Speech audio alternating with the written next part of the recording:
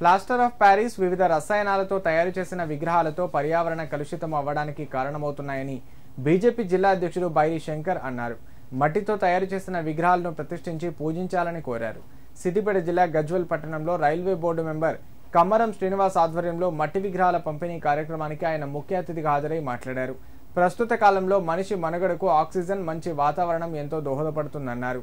Plastic వాడకంతో ఎన్నో రోగాల బారిన పడుతున్నామని, పర్యావరణ పరిరక్షణ కోసం మనవంతు బాధ్యతగా కృషి చేయాలని కోరారు.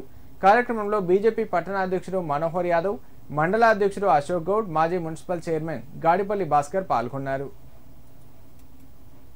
గజ్వేల్ పట్టణంలో కమ్మరి శ్రీనివాస్ ఆధ్వర్యంలో మట్టి వినాయకుల పంపిణీ చేయడం జరిగింది. మట్టి వినాయకులను పూజిస్తే పుణ్యంతో పాటు పర్యావరణాన్ని కూడా కాపాడినట్టయింది.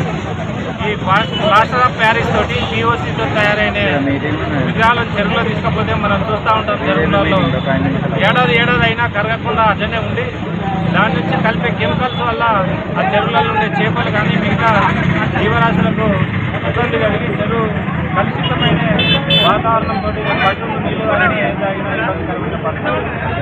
మనం ఏదైతే చెరువు మట్టితో తయారైన, ఒండ్రు మట్టితో తయారైన, స్వచ్ఛమైన మట్టితో తయారు గణపతిని పూజించాలని, పర్యావరణాన్ని కాపాడాలని ఈ గజ్వేల్ ప్రజలను